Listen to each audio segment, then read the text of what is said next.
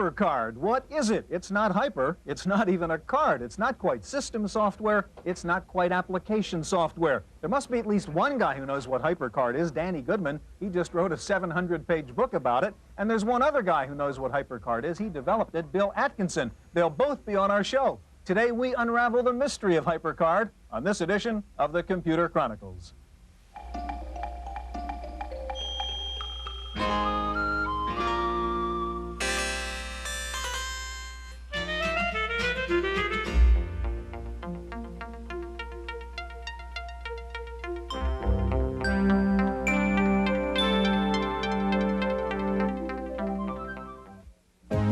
Computer Chronicles is made possible in part by McGraw-Hill, publishers of Byte magazine, and BIX, the Byte Information Exchange.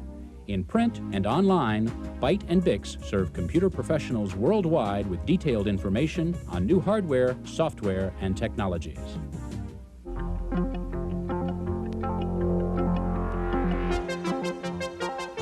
Welcome to the Computer Chronicles. I'm Stewart Cheifet, and this is Gary Kildall. Gary, I haven't totally lost my mind here and reverted to my childhood and playing with this erector set. What I'm trying to do is understand Hypercard, because the guy who developed Hypercard says it's like an erector set to help me build applications on my Macintosh. People are having trouble understanding this concept of Hypercard.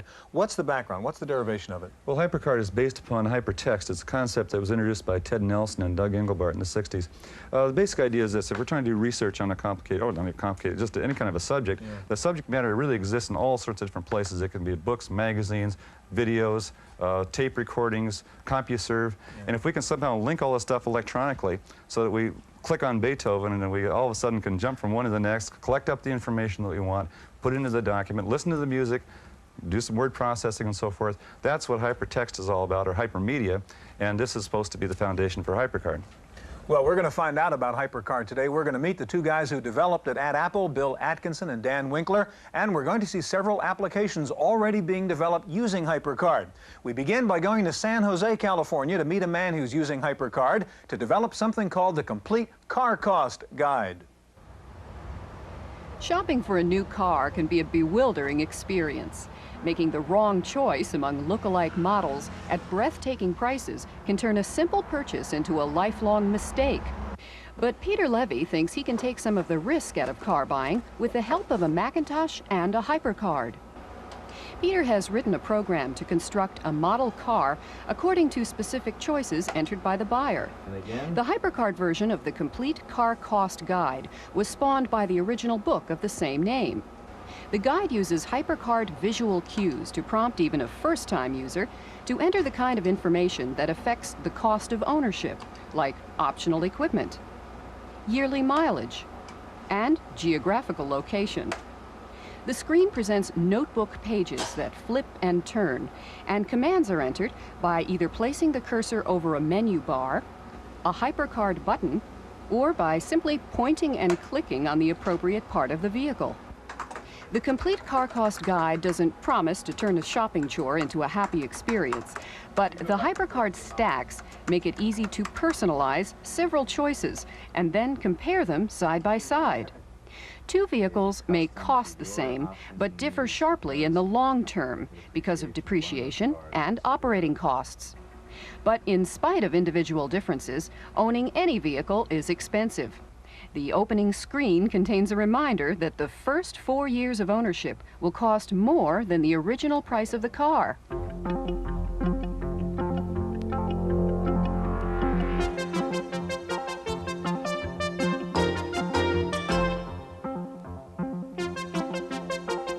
Joining us in the studio now is Bill Atkinson. Bill is an Apple Fellow, the creator of Hypercard, also the creator of QuickDraw and Mac Paint. Next to Bill is Dan Winkler. Dan is the senior engineer at Apple working on the Hypercard project. Gary? Stuart, a Hypercard sounds like a hardware board you'd put in your computer system, but this particular Hypercard comes in 4 floppy disks. Would you tell us what the Hypercard's all about, Bill? Well, really simply put, Hypercard is a software erector set. It lets non-programmers put together interactive information. Show us how you actually do this, Bill.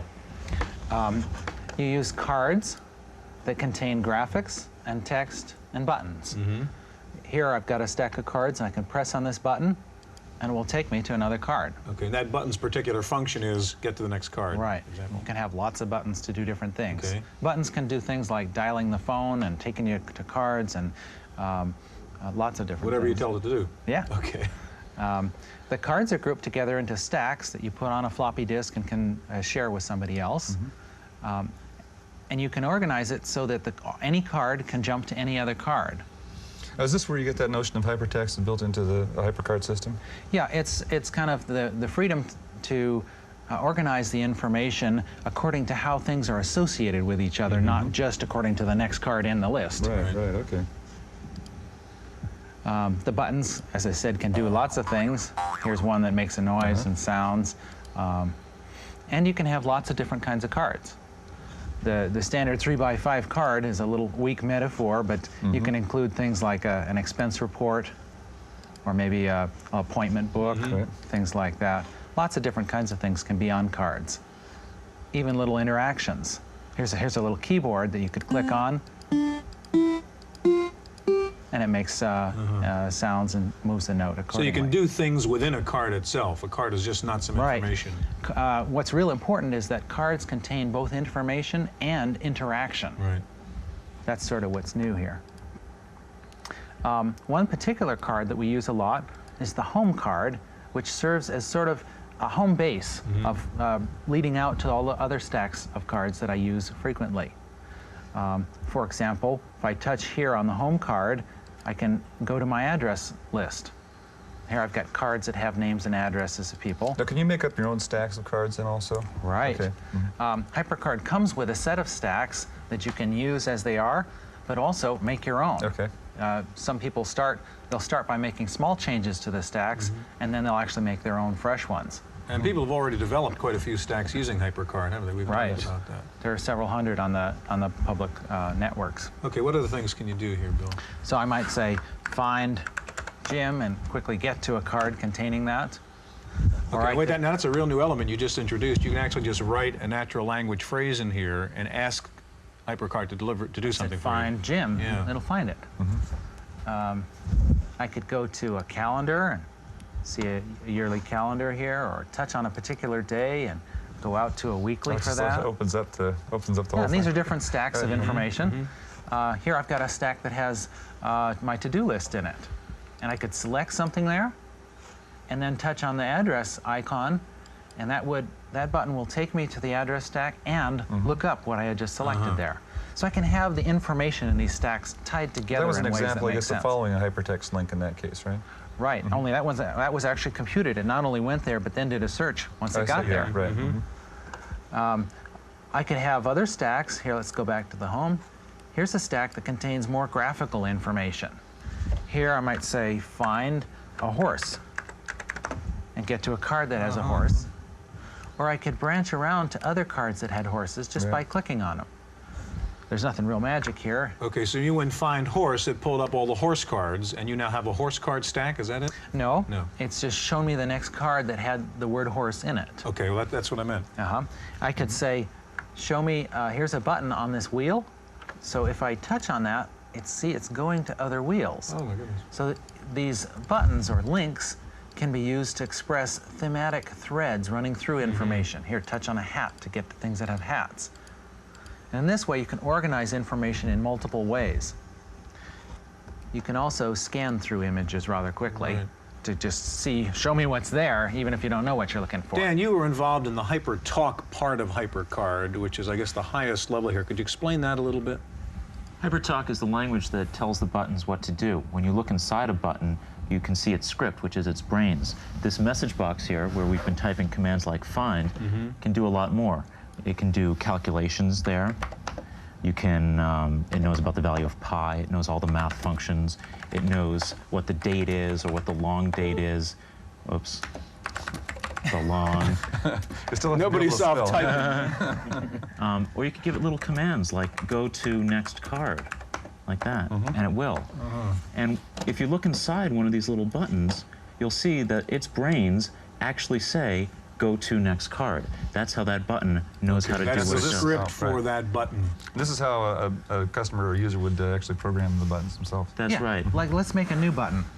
For example, let's go back to the first card here. Supposing we wanted this eye to tie in some other place, you could take the button tool, stretch out a button here, and say, link that to, say, find an eye, and say, link it to this card. That's all it takes to make a new link between that eye and that another eye. so that you can go there. To do that much doesn't require any knowledge of scripting, but once you learn about scripting, you can progress to modifying buttons like that. If we look inside this button, we'll see that what link to really did was it wrote a little script for us. Okay, which is your little program telling the button what to do. Right. And now you can go in by hand and modify that. For example, we could add a visual effect. We could say visual effect dissolve, for example. And now, that very same button, when you touch on it, will dissolve to that eye. Or you could go a step farther and say, well, I want a sound effect in there too. So you could say, well, play me a sound like this. Like boing. And maybe make it visual effect dissolve slowly. I want a slow dissolve. And now when you touch there, it plays a sound and dissolves slowly. Right. So that the scripting language lets you customize buttons and make new buttons that weren't already there. Okay. Yeah, this is really a multi-dimensional erector set that will go on forever. I mean. Right. It comes with boxes of parts already. Right. There's lots of art ideas that you can cut and paste if you're slow with the painting tools. You can copy and paste any of these things. It comes complete with libraries of buttons and stacks. For example, if you were going to make a new stack, you might go through a list of templates here and say, yeah, I like that one. A new stack, say, we're going to make a stack for incoming messages. We choose new stack from the file menu. We name it messages. That's all it takes to make a new stack. We've got our own stack. Now we can type into it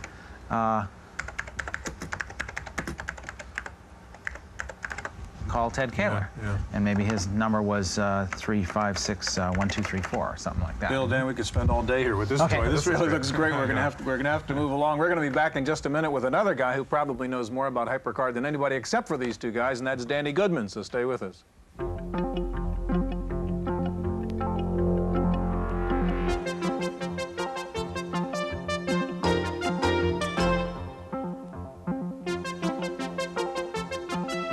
Joining us in the studio now is Danny Goodman, author of the complete Hypercard handbook called The Bible of Hypercard. And back with us, of course, Bill Atkinson, the developer of Hypercard. Danny, I'd be interested, what was your first reaction the first time you looked at Hypercard? I've been covering the computer industry for several years, and the only three things that ever made me tingle when I saw something new, and Hypercard was definitely one of them. And it's like my brain expanded because I saw so much opportunity. You got to tell me what the other two were, by the way. Well, they happened to be the Macintosh and output from the first from Prototype Laser Writer. Now, you're not a programmer, right? No, I'm a writer. But you've already developed some things using Hypercard, and Focal Point is one of them. And tell us what that is and why you developed it. All right, Focal Point is Stackware, and it's published by Activision. And it's a collection of stacks that help you manage the things in your business. I actually wrote it for myself to manage the things in my business, things I don't like to have to worry about. I don't like to retype. I don't like to remember things. So it comes up to something like a daily appointment book, and you can navigate by day, week, month, or year just by clicking there and on the arrows. There is an intelligent to-do list that lets you list items that you need to do. You can also type in like priorities, like that, and let Hypercard sort them for me so they're in my order. And when I check off an item as being done, that's fine. I don't know, Gary or Stewart, I don't always finish everything every day. It's on my list. And when that happens, I just click on this carryover button down here, and all unchecked items get carried over automatically to tomorrow. And there's a telephone management system here. There is a document launcher, which lets you create little mini finders or group documents from within here the way you like to group them, the way that makes sense to you. And you go straight out to the application and then come back afterwards. For more client and vendor, that kind of management, we have a number of buttons on the right side, and you can look at your client records and also on your projects. And to enter information about your clients, I give you a little pop-up list, and you just click, and the name gets put in there automatically, no retyping. And the one application here that ties everything together is the deadlines, and it goes into all your cards, pulls out all your little milestones and follow-ups, organizes them, sorts them chronologically, and gives you at a glance, where you stand, what's late, what's today, what's coming up. You could really use one of those. Now let's turn it around, Bill. How did you react when you saw how a non-programmer, Danny, was actually able to use HyperCard? Well, it was very rewarding to me to see somebody really building stuff with us. The software erector set approach was actually working for people putting together interactive information. Now Apple is handling HyperCard in a kind of unusual way. I mean, how do you get HyperCard? If you buy a Macintosh, it comes free with it. If you have a Macintosh already, you can buy it for $49. So you're really trying to get people out there like Danny. We want it to be there for everybody who makes stacks to be able to share them, and everybody should have the program to be able to access those stacks. Where do you think this is going to go in terms of, at first it looks like the Mac came out as a, sort of a successor to the Apple II and got into games and drawings and things like that, and sort of become a business computer now. Do you see that the HyperCard also is going to be a very powerful business tool? Like, what sort of applications do you see? I think what it's going to do is to open up the software architecture of the Mac and let the nature of information on a computer go from text and graphics to text and graphics and interaction. Sort of the rest of the world's kind of catching up to the graphics part, while we're moving on to the interaction part. And so the programmers are actually going to be coming from some of the vertical markets and so forth themselves, rather than being the traditional programmers? A whole new body of people that have creative ideas but aren't programmers will be able to express their ideas or their expertise in a certain subject. We have another example of that right now. Matter of fact, the ability of HyperCard to organize not only text but sounds and pictures has led to one company taking its mail order catalog and turning that into stackware. Wendy Woods has a report from Sausalito. The Whole Earth Catalog has been published here in Sausalito since 1969. It's basically a listing of useful and hard-to-find products, and some 2.5 million copies of this catalog have been sold worldwide. But for the first time, people here are opting for a new publishing method. They're putting the entire catalog on Apple's HyperCard software. HyperCard, in fact, solved a problem with which they'd been struggling: how to make locating, tracking, even expanding upon information in the catalog fast and more efficient. Part of the problem was none of the software that we'd ever looked in terms of accessing a lot of information was ever very visual, and the Whole Earth Catalog is, if nothing else, a very graphic medium. And HyperCard, because it dealt with graphics, was able to meet those requirements, for one thing. The second was it was easy to build. None of us are hackers. We aren't programmers, and this was something that we could do without having to learn a new language. Text and pictures were captured with an optical scanner or a video camera. HyperCard also allowed sound effects to be added, and to hear them, all you do is click a mouse button. This is considered the largest HyperCard project ever undertaken. Its output the equivalent of more than 80 diskettes. This project is expected to reach final form as a CD-ROM or optical disc. In Sausalito, California, for the Computer Chronicles, I'm Wendy Woods.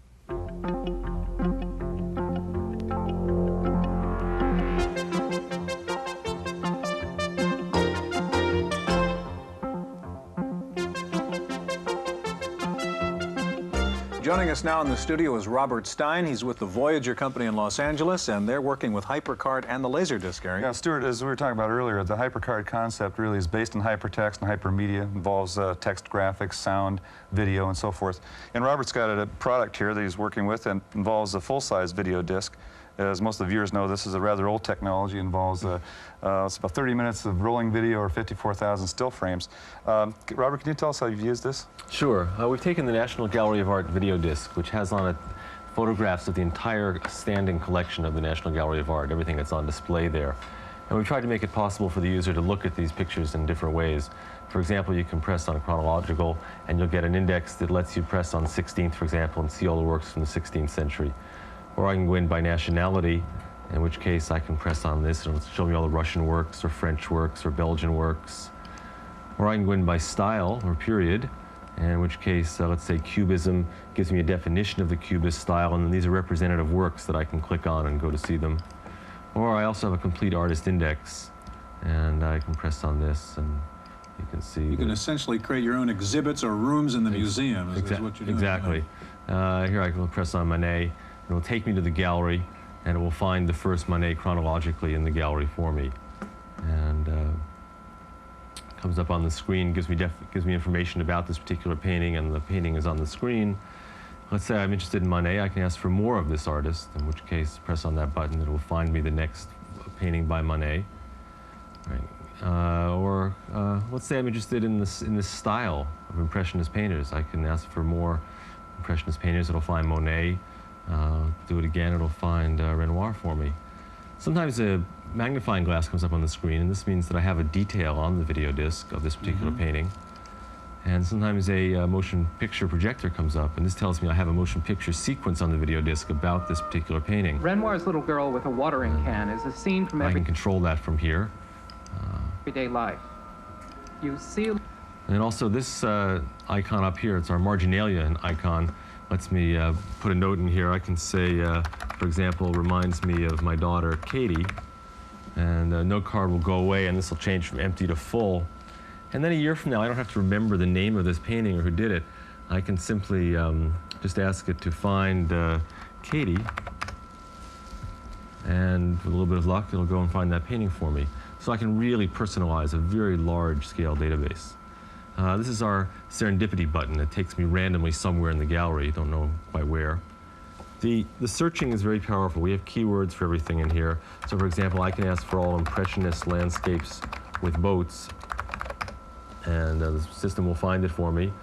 And I can just press again, it'll find another one, and then another. And let's suppose I find this to be an interesting subject, and I wonder how that was treated during a different period. So I'll change the word Impressionist to the word romantic, and it will find romantic landscapes with boats.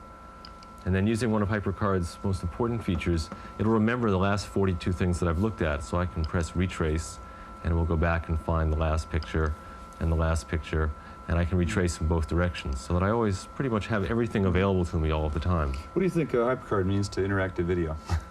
I've been waiting around for interactive video for a number of years. Well, I've been in this business for 7 years, and we've been concentrating on what they call level 1 discs that don't have a computer, because we didn't think it was a computer powerful enough. I think the Hypercard and the Macintosh together mean this is year 1 of interactive video. Good. Robert, thank you very much. That's an impressive use of Hypercard. That's it for Hypercard. We hope you enjoyed it. Hope you'll see us again next week on the Computer Chronicles.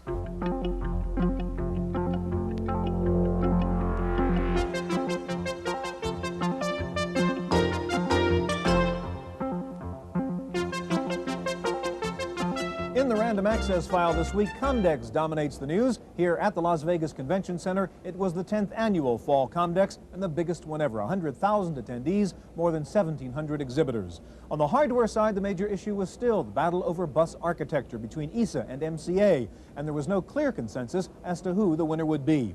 At a keynote session, Compact's Rod Kenyon said the main issue was compatibility with the installed base of PCs. But IBM's Terry Lautenbach said the old AT bus had simply run out of gas and could not support advanced applications. Analyst Tim Baharan said he thought microchannel architecture would prevail in the end, but only after a difficult struggle.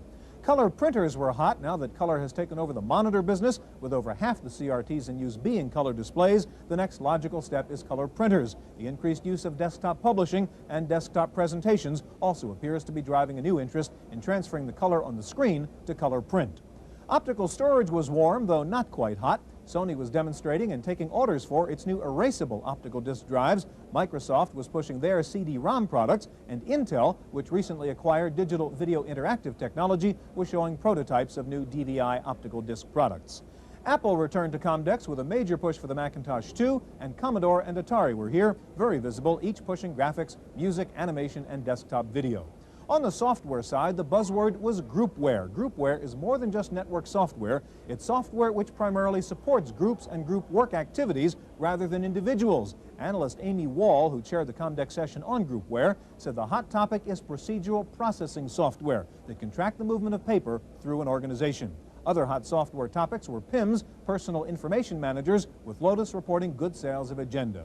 Many marketers' eyes at this Comdex were focused more on Europe than on the United States. In 1992, Europe is scheduled to unify and move to one common set of computer standards. That means a new unified Europe would represent a larger market than the United States. Indeed, the standards issue may be simpler there than here at home.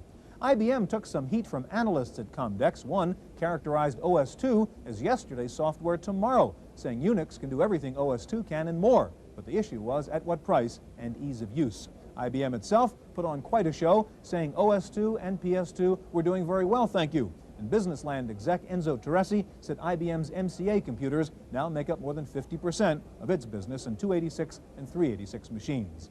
Byte magazine ran a survey on operating systems, asking Comdex attendees which operating system would dominate in the 1990s. The winner was Extended DOS. In second place was Standard DOS. OS2 came in third, followed by Graphic Interfaced Unix, Standard Command Line Unix, and last among the Comdex voters was the Macintosh operating system. Finally, Zerko unveiled its new laptop car seat. It's a laptop platform that fits onto the passenger seat of your car, turning it into a computer workstation. Get stuck at a red light, just turn around and start computing. That's it for this week's Chronicles. We'll see you next time. The Computer Chronicles is made possible in part by McGraw-Hill, publishers of Byte magazine, and VIX, the Byte Information Exchange. In print and online, Byte and VIX serve computer professionals worldwide with detailed information on new hardware, software, and technologies. For a transcript of this week's Computer Chronicles, send $4 to PTV Publications, Post Office Box 701, Kent, Ohio 44240. Please indicate program date.